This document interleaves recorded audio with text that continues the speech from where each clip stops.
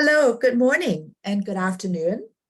Welcome to the Earth Month programming of AAMECN. We are a group of talented and dedicated individuals representing the ecosystem of the American museums under environment and climate. Let me try to see if we can page down. And I am Joyce Lee. I'm here to say a few words of welcome and to share a little bit about our network. I would like to pay homage to my predecessor, Mark Keane, and share some slides that we have worked on over the years and why we're here today. We work with museums across the country and in North America and abroad as well. You may have seen this particular chart and data of carbon dioxide levels in science museums already. And as we said, let's talk about why we're here today. If we do not fix climate, we will not be able to fix many things inside the cultural sector. As you can see, before 1950s in this chart, the carbon levels have fluctuated over many centuries, but never really above 300 parts per million.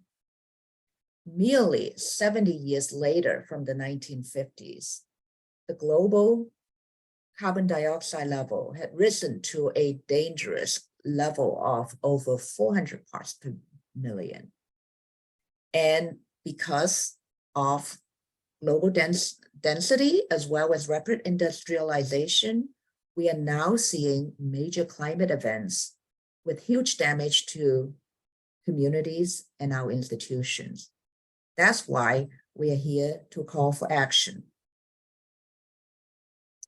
Our network has a mission of education, advocacy, and service. What are our goals?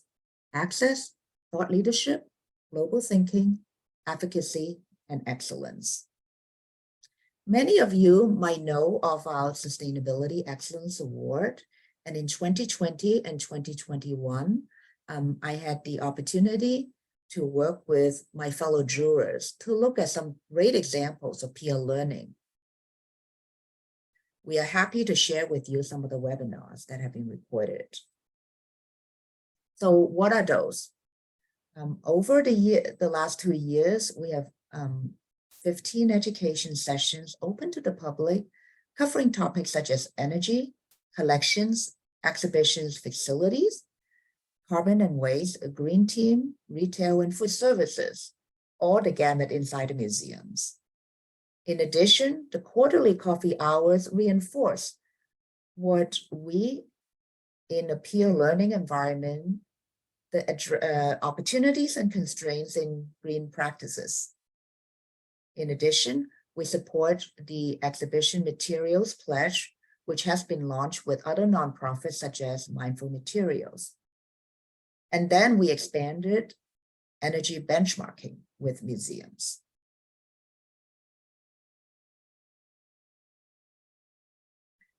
In addition, we also collaborated with the U.S. Green Building Council, resulting in a published guidance on LEED museums, how you can earn LEED certifications a little bit more easily. Many museums in the US and Canada already have LEED certifications. And then during COP26, we initiated a circumpolar virtual seminar with our colleagues in US, Canada, and the Nordic museums to address accelerated climate change in the polar region.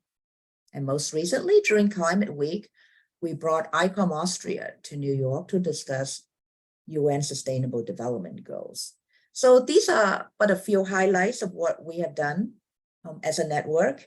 And today we're going to address a very important topic that is dear and close to my heart. And I'm going to turn it over to our moderator, Kate Tallman.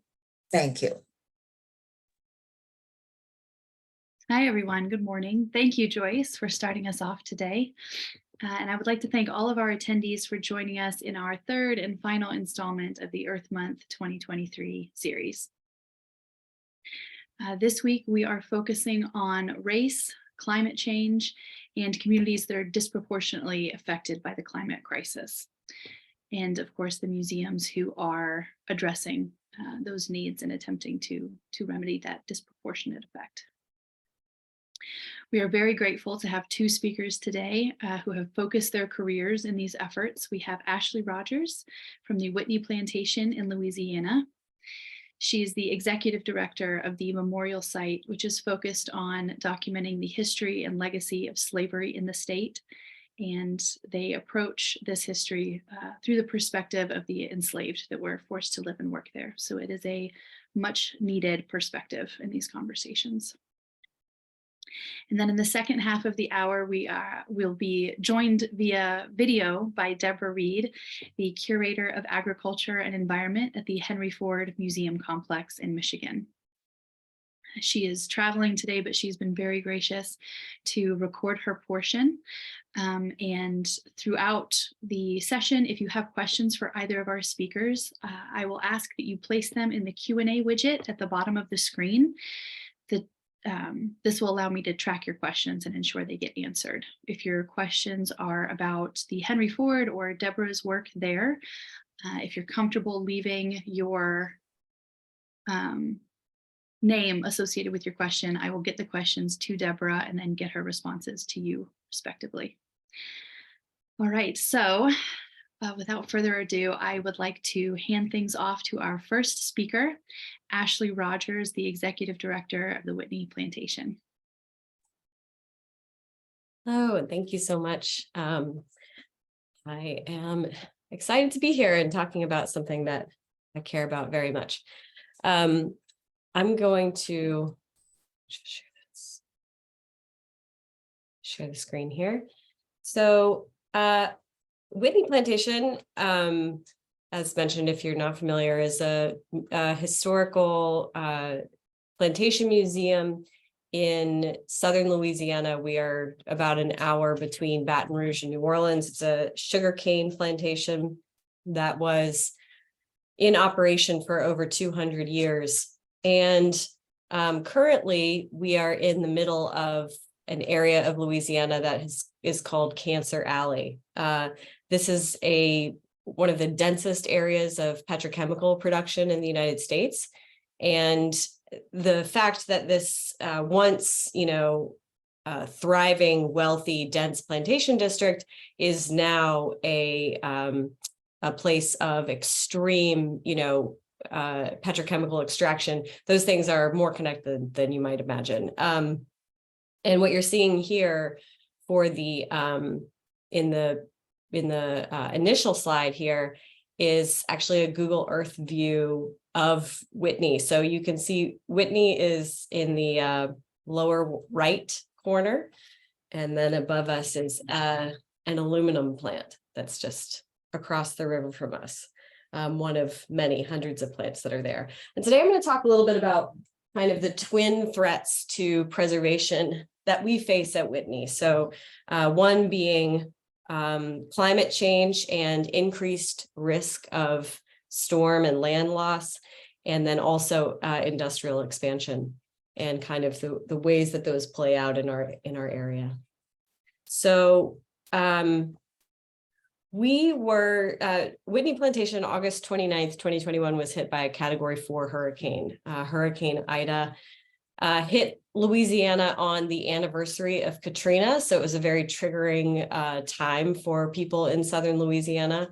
And whereas Katrina actually made landfall in Mississippi, Hurricane Ida made landfall directly in Louisiana, and the eye of the storm passed over Whitney Plantation. So we were directly in the path of the storm. It was a Category 4 storm. It was the 6th costliest hurricane in United States history. It continued to be very, very active and strong for many days. It ended up flooding the subway systems in New York City. So it went all the way up across the eastern seaboard and caused massive destruction to a lot of different states. At Whitney Plantation, because we were so close to where the storm made landfall and in the direct path, we had damage to every building on our site. So just one second.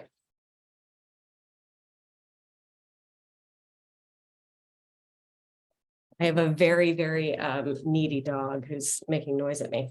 So Whitney Plantation has 220 acres roughly and about 20 buildings. So every single building was damaged in Hurricane Ida, and some of them quite catastrophically. This is a slave cabin, which originally had been in Terrebonne Parish, and we had preserved and moved it to Whitney. It had been blown off of its piers and was on the verge of collapse. We have managed to bring this back with a lot of careful preservation efforts, but it was this level of destruction to every building. We had 2 slave cabins that you're seeing right here that just collapsed entirely, and another building on the other side of our campus which also collapsed, which is this one right here. We had damage like this, so we had entire sidewalls are gone from the building. We had, I think, 5 roofs that were either completely removed or partially removed by the storm. So just absolutely massive destruction. And this kind of caused, I mean, not only this is like a huge logistical problem, because also, dealing with the nuances of insurance and, not everything was covered.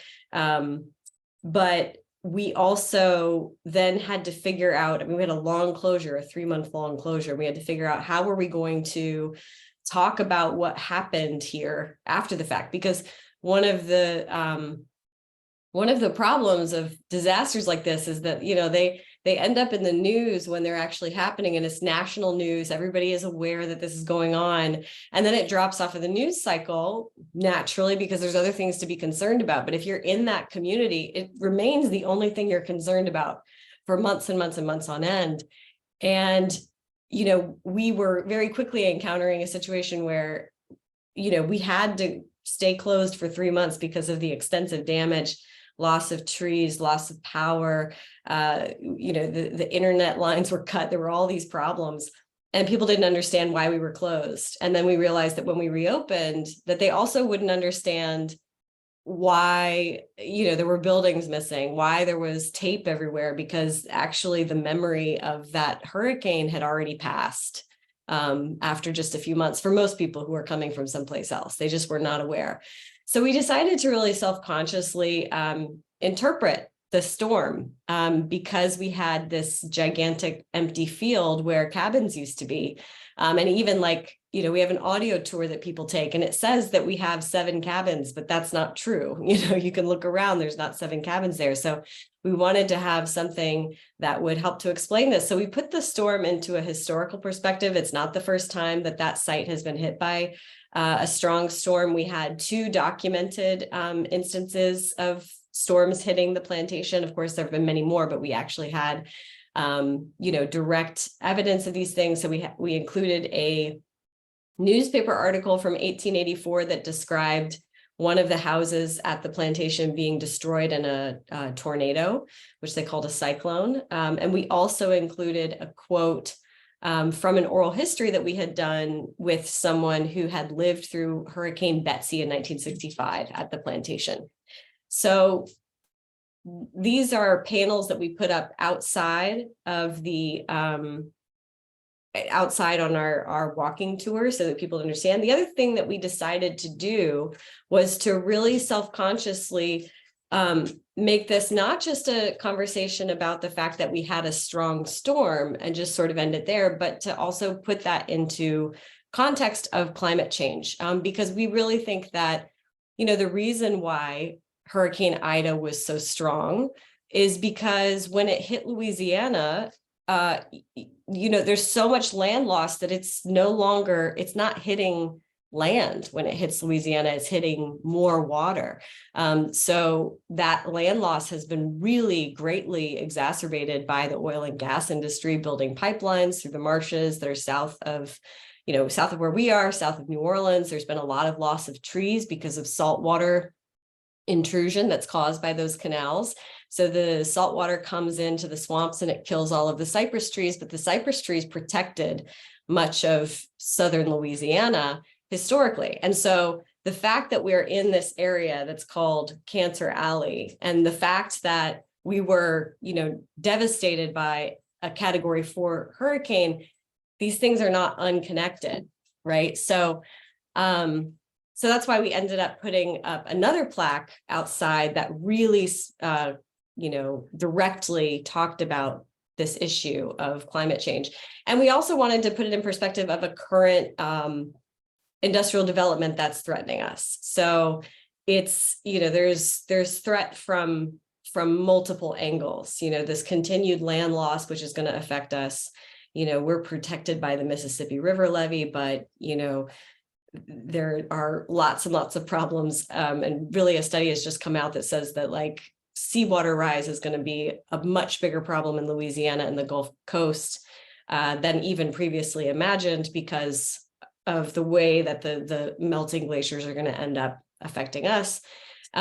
So that's going to continue to be a problem, but also all of these sites along the Mississippi River are actually still for sale. So we have the historical Whitney Plantation property. It was 1,700 acres. We own about 200 acres. The rest of it was sold to a different family. And it has this is maybe too much for this conversation, but it has an industrial zoning, and it was zoned industrial illegally in the 1990s. And so as a result, this has been a continued problem. And recently, a company has bought a large section of the historical Whitney Plantation property, which includes land that contains, we believe, unmarked burials, and also, a lot of archaeological resources. And they're intending to build a grain elevator. So what you're seeing here on this panel is actually a scale drawing that shows the Whitney Plantation Big House next to the proposed structure, which would be, I think, 57 silos. So this is being put in our Black descendant neighborhood. So it's going to come back sort of diagonally across our property, but where they're putting it is literally just a few hundred feet from the front doors of people who are descended from enslaved people at Whitney Plantation. So, these things are, again, this is not unconnected. There's a lot of, this kind of industrial development in these residential areas that are longstanding Black communities. Our parish, St. John the Baptist Parish, which is a county, is majority Black, in our specific area where we live. Wallace and Edgard is about 95% Black. So the fact that they're, intending to put these large scale plants in the middle of these Black residential neighborhoods, it's really just a kind of a continuation of this extractive capitalism, which has been the entire reason for the development of this area for over 200 years. I really see these plantations like Whitney as being kind of the progenitors of these large scale plants that are, then exacerbating climate change. So what we're currently doing is that we're a consulting party for the 106 process for this plant. I know this is if you haven't ever looked at a map of this area, this is a lot to look at, but what you're seeing is the APE, which is the area of potential effects of the development. The blue section there, that's the skinny blue section, is the actual construction footprint. And I don't know if you can see my mouse, but Whitney Plantation is this green section that's just over here to the right. And then the residential community is right up against the corner of the construction zone. So it's really just right in the middle. And currently, there's no industrial development on this side. You can see that on the opposite side of the river, there's a aluminum plant just across the river. And then just downriver, there's a large tank farm. So there's been a lot of industrial development on that area, but not on the West Bank, which remains largely rural and mostly still sugarcane fields and residences. So this would be a massive change, and also could potentially usher in further industrial development.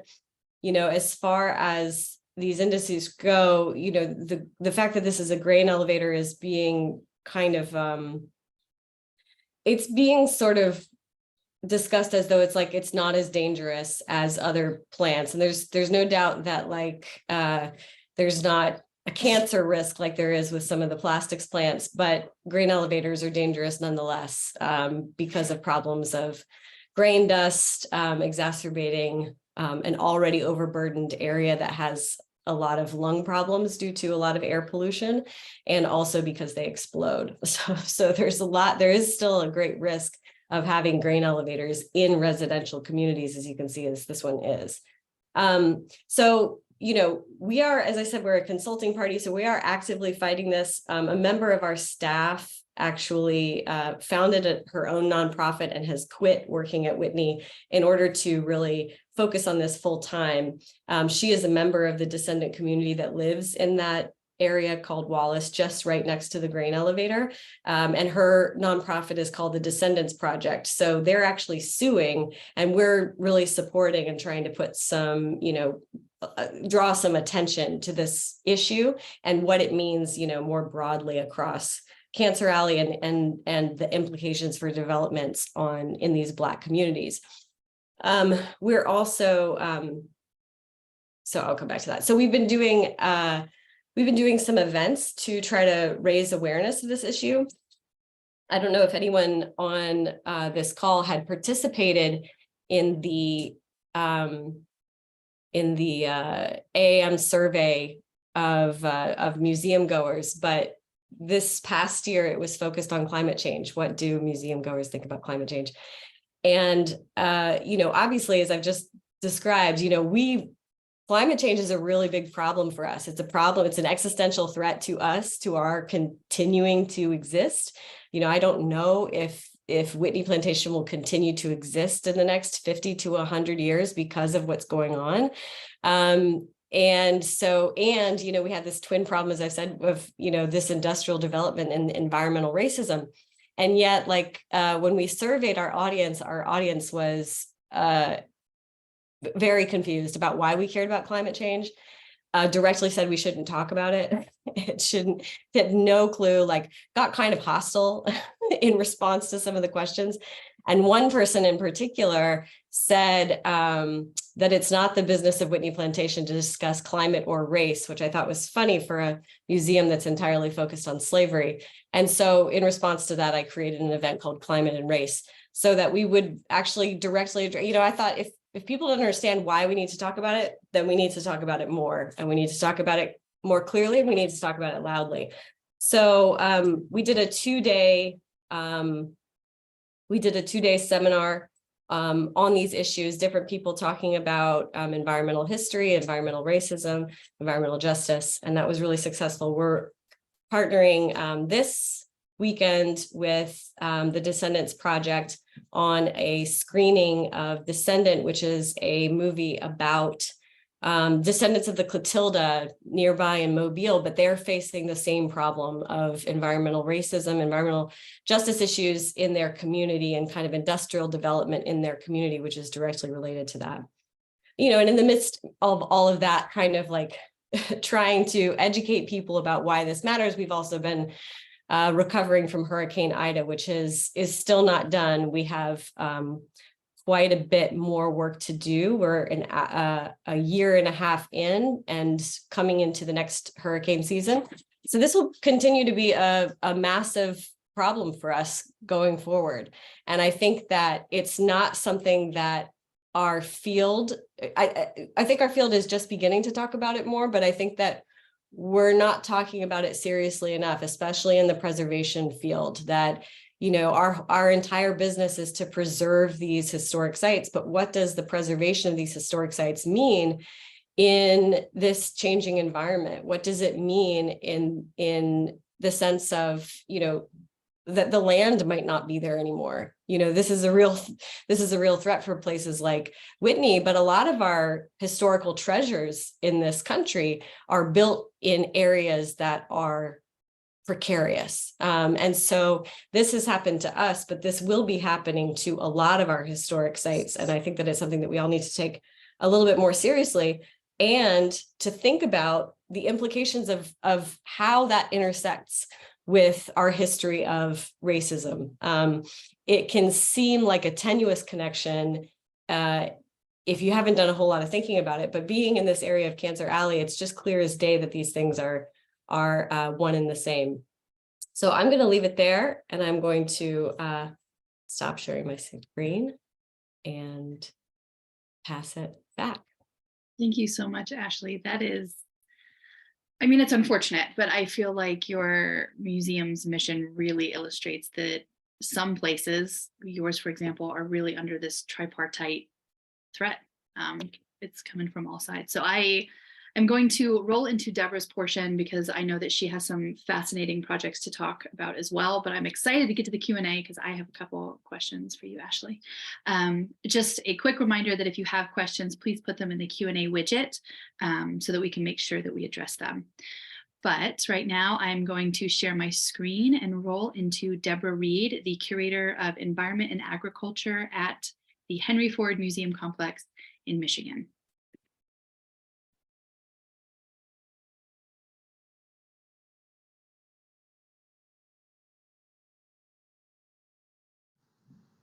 Hello, I'm Deborah Reed, Curator of Agriculture and the Environment at the Henry Ford, and I thank AAM's Environment and Climate Network for allowing me this opportunity to share my thoughts on race, cultural heritage, and the climate crisis. This photograph features the Henry Ford's 6 strategic goals for our journey to 100.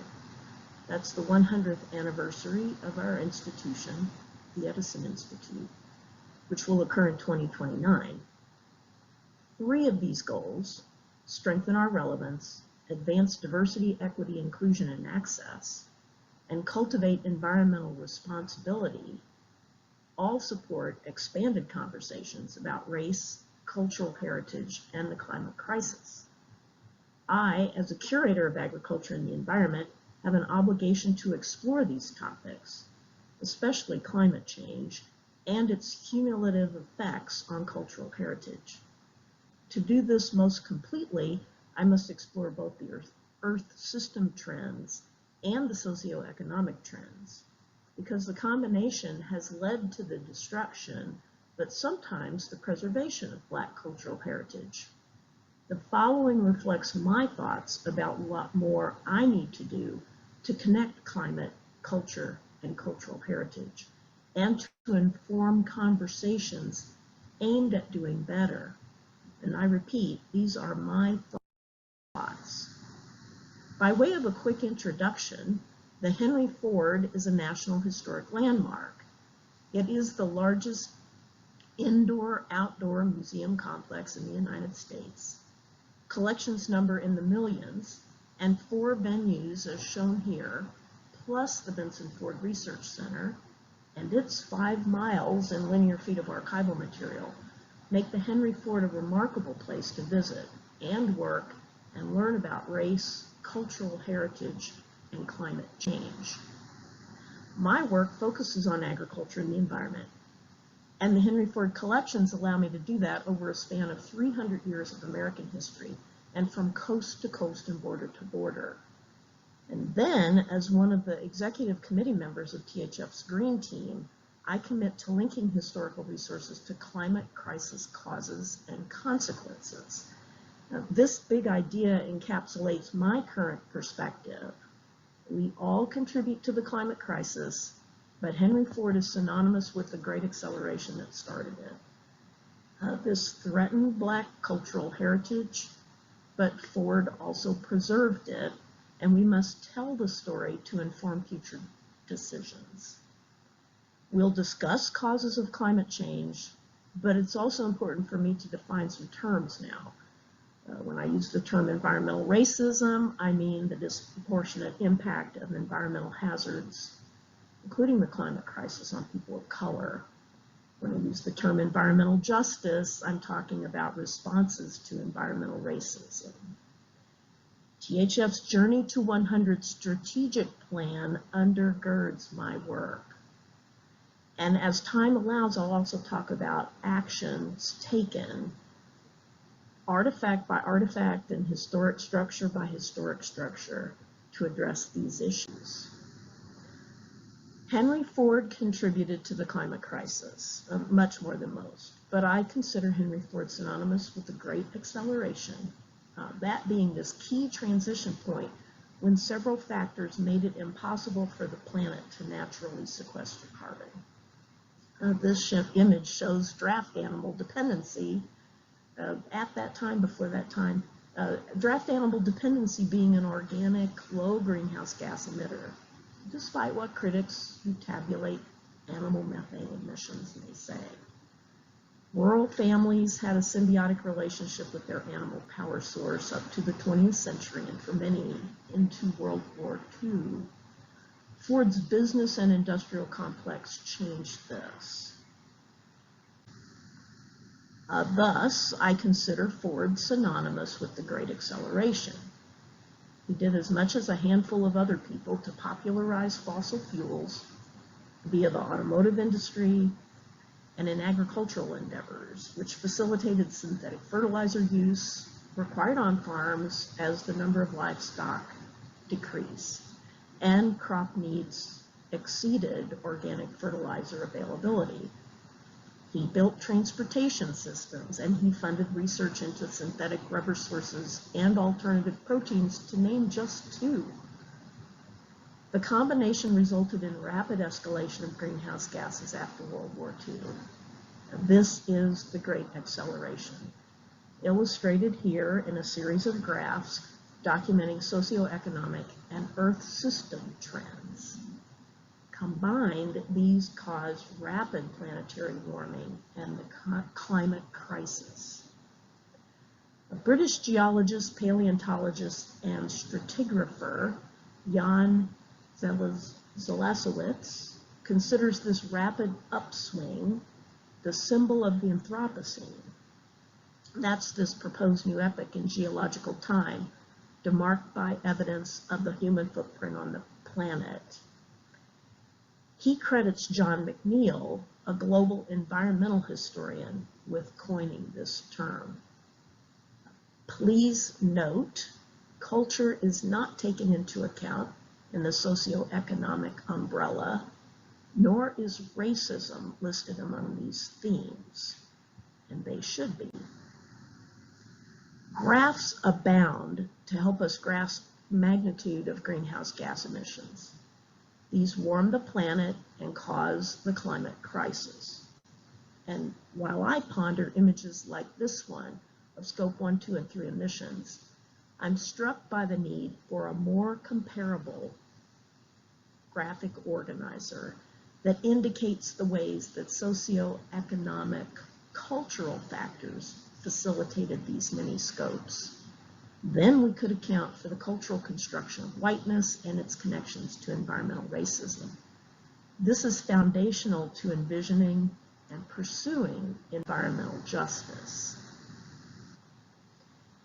The massive historical resources of the Henry Ford document both the destruction of Black cultural heritage and of Indigenous heritage by industry historically. And these link to today's climate crisis caused by the Great Acceleration. The Henry Ford's historical resources also document the preservation and affirm the important stories that still need to be told.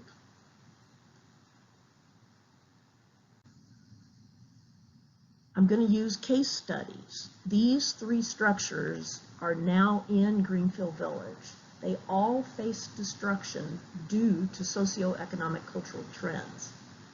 These are the Hermitage Quarters, Susquehanna, and the Maddox family home. And these images show how each appeared when acquired by Henry Ford.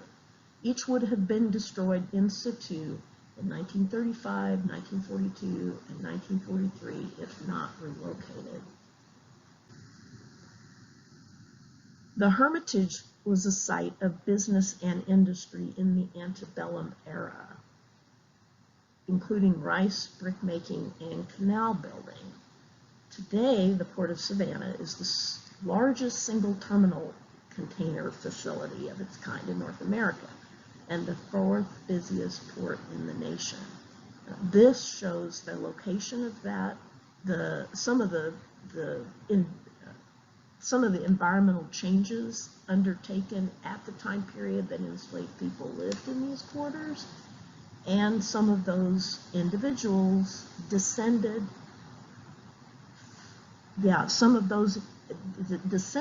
of enslaved people around 1900.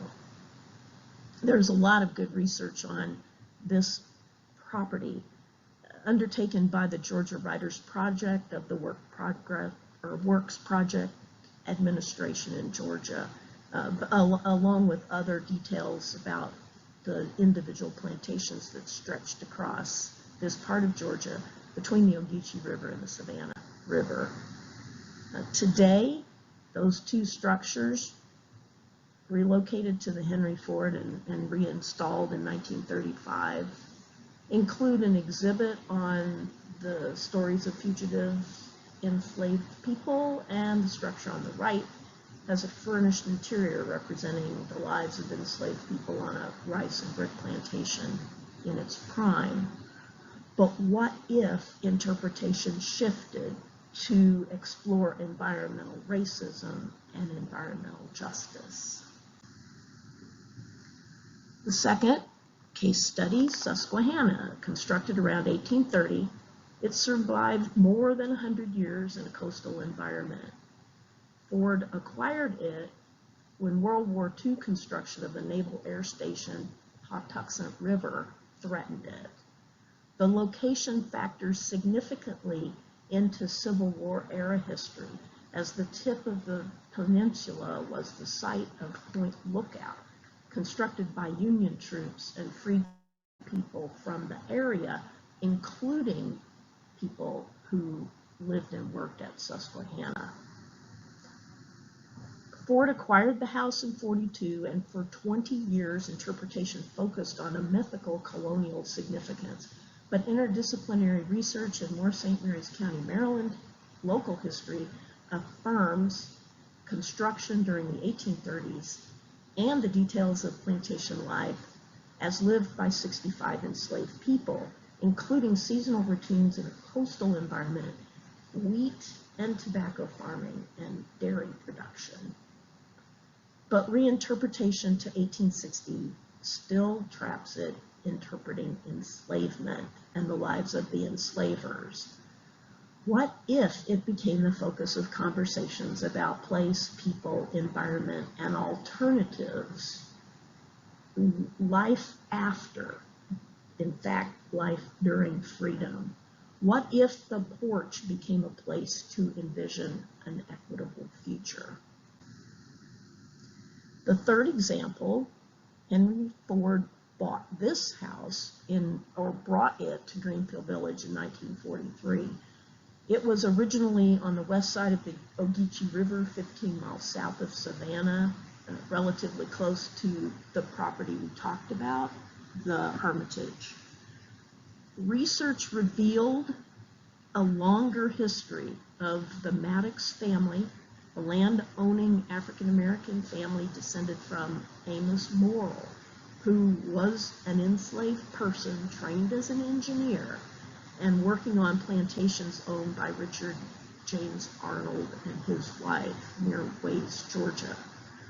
Amos Morrill, in 1871, purchases a 400-acre plantation.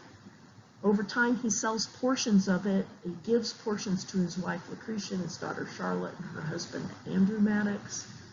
In 1875, Amos Morrill purchases 122 acres of another plantation for his daughter, Charlotte. And that context supports reinterpretation of this structure. You can see its interpretation here. Really a focus on 1930 and the home of a black landowning farm family. But this is past the time, the peak of Black land ownership. What if this site focused on Black land ownership and its significance? It could launch conversations about environmental racism, factors that cause land loss, and about environmental justice, ensuring land access. And this could also be a basis for exercises in futures literacy. This notion of using the past to determine the ideal future and establishing building blocks to acquire that. This has particular resonance in the context of Dearborn's proximity to Detroit, Dearborn being a location of the Henry Ford, as Detroit is really establishing a international model for land redistribution and agricultural development, especially for people of color. Now, reminding us of our big idea. Discuss the climate crisis. We've discussed Ford's synonymous with the Great Acceleration. And we've discussed how actions have both threatened and preserved Black cultural heritage. Now, how do we tell stories to inform better futures? That's where futures literacy comes in. But this is also directly mission-driven. As the end of this mission statement says, our purpose is to inspire people to learn from these traditions to help shape a better future. How does this fit within larger contexts? Well, some city planning pursues environmental justice. And the chart here, which assesses a small number of cities, this was published in 2022, shows how a little upsurge helps it align with Great Acceleration charts. But it also makes clear that it applies to very few cities. There's only 12 listed, but there are 23 and 2030 districts alone. But the point is that these few cities actually link their climate action plans to social justice outcomes. But very few do this. What are museums doing? Well, the United Nations Sustainable Development Goals have informed the work of many museums, increasingly so. But a survey of the field and how many have climate action plans and how many have environmental justice, diversity, equity, inclusion, and access goals tied directly to those. And then beyond that, how many actually are working with, how many cultural institutions, museums specifically, are working with their towns to accomplish this together. At the Henry Ford, we have a few actions over the past 20 years to be very proud of. The Henry Ford is the site of departure for buses to the Ford Rouge factory tour. This factory tour features the Rouge complex, which was a virtual city, hundreds of acres, millions of square feet of floor area that peaked in 1930 with about 100,000 employees producing a new car every 49 seconds. In 1999, Ford decided to renovate rather than abandon this aging brownfield site. A $2 billion investment included hiring William McDonough, a noted climate-smart architect, to design a green factory. And yes, it had goals to lower energy costs, reduce maintenance, but also to create a healthier work and natural environment. And you see some illustrations of that in this slide. The green roof, reduced stormwater volume. The complex was LEED certified in 2003, but The Henry Ford is associated with this as the operator of the factory tour. Ford Motor Company deserves the credit. The Henry Ford and Ford Motor Company have also worked closely together on other environmental regenerative work, namely the restoration of the River Rouge, reconnecting an oxbow that's on the site of the Henry Ford. And you can see a celebration recognizing the completion of that oxbow connection in the image to the right. As a curator, I also stress the other aspects of green museum work, namely that preservation is a green practice. And then we're slowly starting to talk about how this is the basis for envisioning a regenerative future. So the Henry Ford birthplace being moved to the village is an example of the endurance or the investment in preservation and its endurance within the Greenfield Village complex, one of the venues at the Henry Ford. Most recently, in 2022, we opened the Detroit Central Market reconstruction, and this was made possible through the Carver Carson Society, named for George Washington Carver and Rachel Carson, a donor society that invests in edible education around the notion of envisioning a sustainable food future, a regenerative food future for the Southeast Michigan and Great Lakes region. This is an ambitious goal and has a long time plan, but it's a good example of tying together culture, socioeconomics, regenerative agriculture, and green museum work.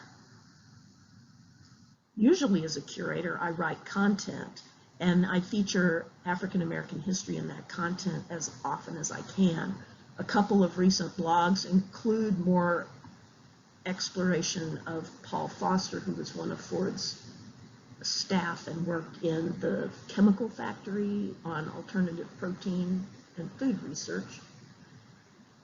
Food soldiers who are Black nutritionists and race activists, and partnering with Melvin Parson, who founded We the People Opportunity Farm and was the Henry Ford's first William Davidson entrepreneur in residence.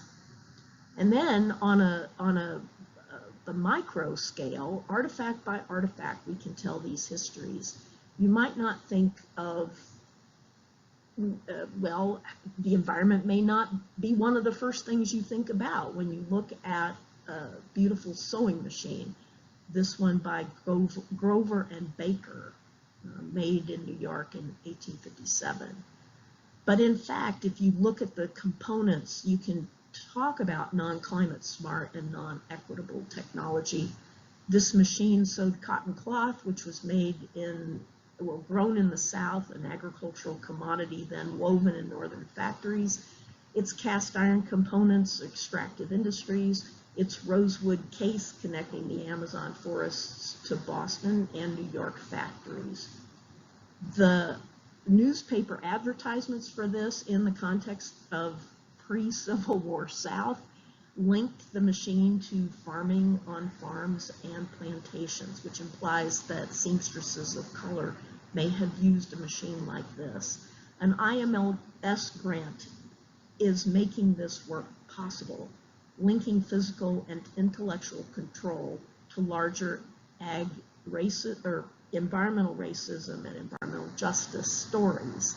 And then if you chart out aspirations, community, climate, and justice, researching and writing is one part. It's good to share with partners and think about how this relates to future literacy, a better future. You can draft climate action plans, and that's furthering green museum work. But better is to convene an advisory group and to actually involve focus groups in articulating examples of environmental racism and ways to address that. Ultimately, having a permanent advisory committee to inform this work, community engagement in planning and development, and linking climate plans to environmental justice in your institution and in your cities is key. So that concludes the key points I wanted to make today, a listing of the sources that I've used, and I am very happy to respond to any questions that you might have. Thank you so much.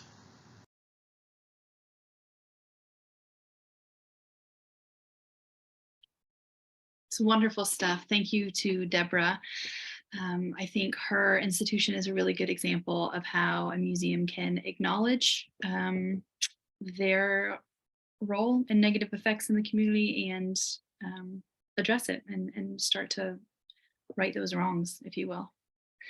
To kick off the Q&A portion, and again, if you have questions for Deborah, please ask them.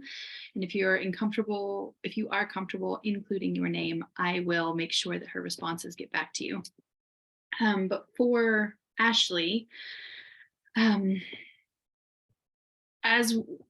we were, I guess, planning this event and talking about it, it's funding and time resources of museum staff in the cultural sector is extremely limited already. When you narrow that niche down into sustainability efforts, it's even fewer opportunities. And then when you are adding in the histories and the culture of a group or groups that are historically misrepresented or underrepresented or not recorded at all, I was curious about how you really go about getting the buy-in for this work. And then when you were speaking about how the poll participants, there seemed to be a real disconnect between the, I guess, evidence of climate change in your region.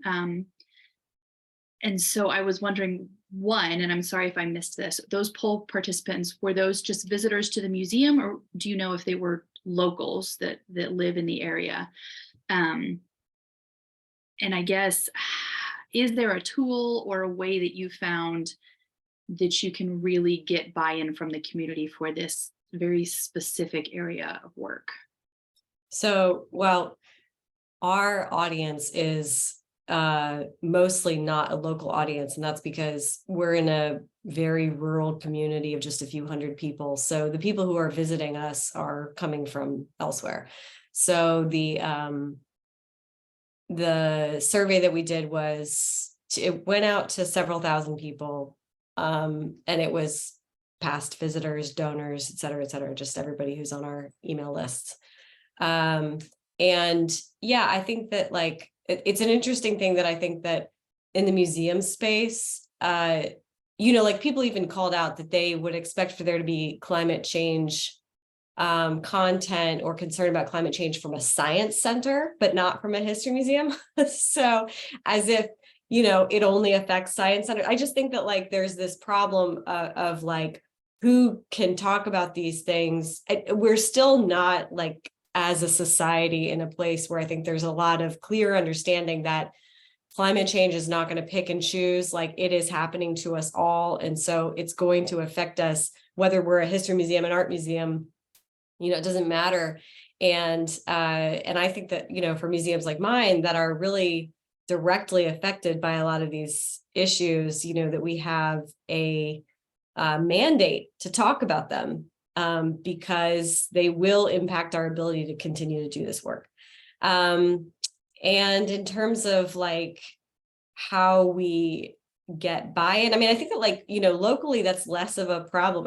I think that people really feel these things locally in a way that they don't nationally. I'm living in an area that is like, one of the areas in the United States that is currently really, really experiencing the effects of climate change in a visible way. And everybody here, has some story about how things have changed over time. I know people who remember forests that aren't there anymore, so there's it's very, very present in a way here that I think that in some communities it's not. It feels a little bit more sort of theoretical. But again, I mean, kind of like, it's a little cheeky to say, like, somebody said we shouldn't talk about it, and so I just talk about it. But but that's really actually my philosophy there. I really think that it doesn't. I think that it is important to bring these issues up, and I'm a little less concerned about being really cautious about it. And I also want to like emphasize that this is not, I mean, our main focus is the history of that site. That is still day to day, that is still what we're doing. But we're also just not shying away from conversations about how, the current environmental situation in Louisiana is a legacy of slavery. Our mission is to educate the public about the history and legacies of slavery. This is a legacy of slavery. The fact that we have this dense district full of petrochemical facilities, which are polluting the majority Black parishes there, that's a legacy of slavery. So it really still ties in with our actual mission. And that's why we can, create some extra events and try to bring these things to the public to help them have these conversations. And again, they're not unfamiliar in Southern Louisiana. There's a lot of conversations about environmental justice. These are things that people are familiar with here. And it's a little bit harder to get people, again, from outside to really see it the way we do. Yeah, I absolutely agree. And I guess I'm not seeing any questions in the Q&A. So I guess to sort of close it out, I will ask, I think one of the biggest roadblocks to changing the messaging from a museum is often fear that there will be backlash. And I know I have heard that same conversation so many times about, well, we are a history museum, so why would we be talking about this? And I agree, there does seem to be a distinct disconnect between sciences and the humanities. But at the same time, I think museums are uniquely poised to show how those two things interact on a daily basis. But I wanted to ask, do you have any tips or guidance, I guess, for a museum worker who may be watching, who is interested in exploring these narratives or finding these narratives in their community? I guess the best way to get started, excuse me, how to approach museum leadership, I guess, to sort of bring them on board. Oh yeah. Now I will say, listen, every time I have a conversation about what we do with Whitney, I recognize it's a little easier for me. I am the museum leadership. I'm not beholden to a bunch of, to a board or to donors who are, like, don't talk about this. So I recognize that these on the ground, this can be much harder. And that oftentimes these are conversations that are happening, among people who are sort of like mid-career, mid-management, and then trying to convince people to, to do things. And so that structure, I don't really have tips for it. It's so unique. But I do think that, like, in terms of how we've done, the way that we've kind of inserted it sort of gently into our interpretation has, I think, been good. That we have these panels up that are sort of passive, and they're there, and it sort of inserts this modern conversation into an otherwise a tour about, the history of a plantation. And I think kind of gets people's minds to be thinking about that. But also, the way that we mostly talk about the second part of our mission, the legacy part, is through these special events, and so I think it's easier for museums like mine, who are really so focused on one narrative story that you're trying to get across in your kind of mainline interpretation, to create other opportunities and to find ways to connect that to your mission, so, that way. And when we do those special events, like, they're free, it's something that we're trying to bring additional learning to the public. And for us, it connects also because it is a hyper local story. I think that, like, finding the ways that these issues impact your actual place, your actual community, how this is going to, like, kind of the narrative at Whitney, like, the way that we can think about it, the way that I've been talking about it lately is that, like, if you love this place, this is a threat to us. We're going to talk about this because it will potentially make it so that we can't exist.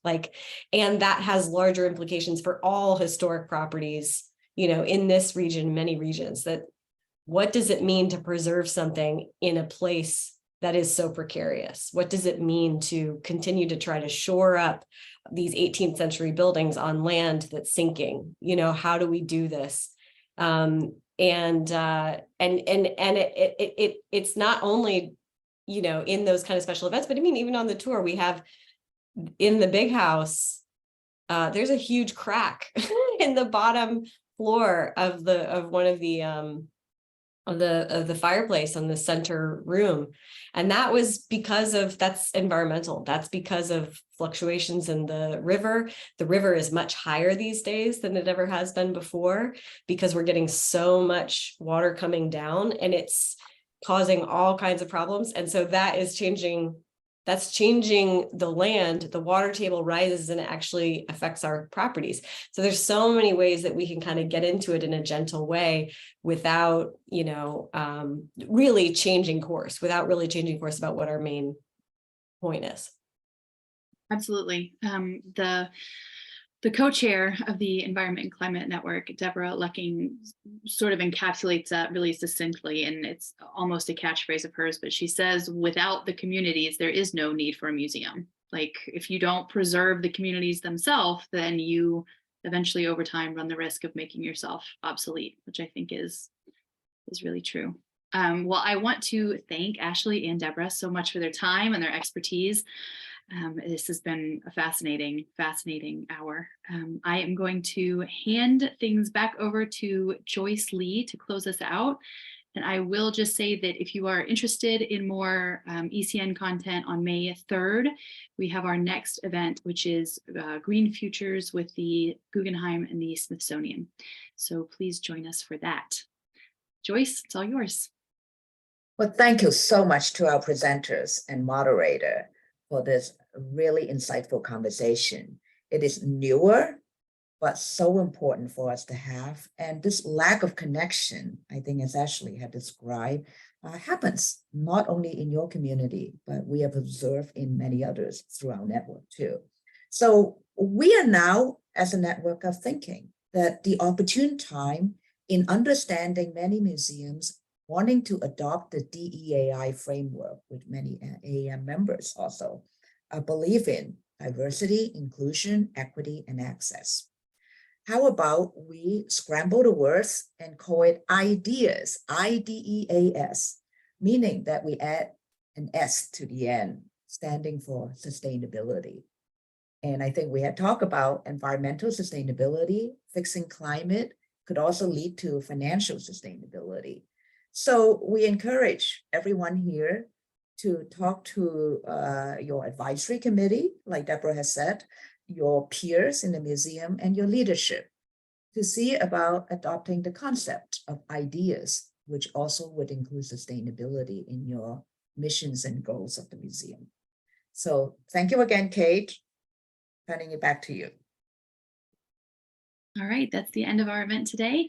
The event will be hosted, the recording will be hosted. So if you have a colleague that was unable to join us live today, they will be able to view the recording and you will be able to revisit it if you wish. So the notice will go out once that is uploaded.